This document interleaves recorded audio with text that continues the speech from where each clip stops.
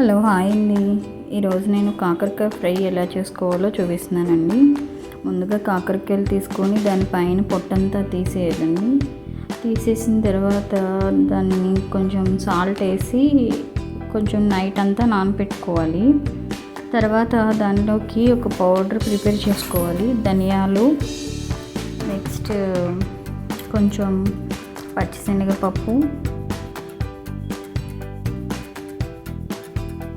అలాగే చిన్న కొబ్బరి ముక్కని చిన్నగా కట్ చేసేసుకొని మిక్సీలో వేసుకోవాలి. అలాగే 2 ఎండుమిరపకాయలు, కారం ఎక్కువ తినేవాళ్ళు ఎక్కువ వేసుకోవచ్చు. కొంచెం జీలకర్ర, ఎల్లుల్లిపాయలు లాస్ట్లో వేసుకోవాలి మిక్సీ పట్టేసాక. ఇప్పుడు ఆయిల్ పెట్టుకొని నైట్ నానబెట్టుకున్నాం కదండి, అందులోంచి కొంచెం వాటర్ దిగిద్ది, అదంతా బాగా పిండేసుకొని వేపేసుకోవాలి ఆయిల్లో.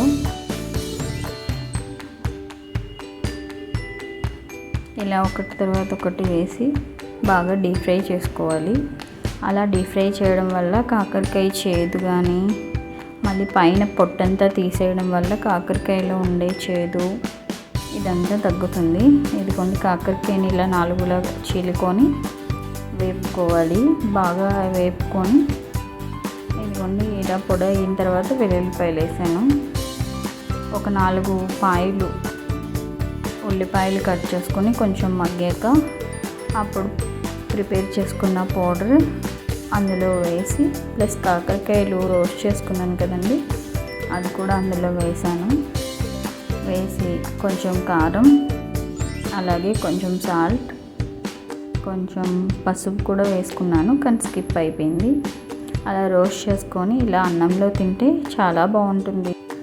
ఈ పౌడర్ మళ్ళీ ఉల్లిపాయలు వేస్తాం కదండి, దాంతోనే రైస్లో కలుపుకుంటే చాలా బాగుంటుంది కాకరకాయ ఫ్రై అనేది.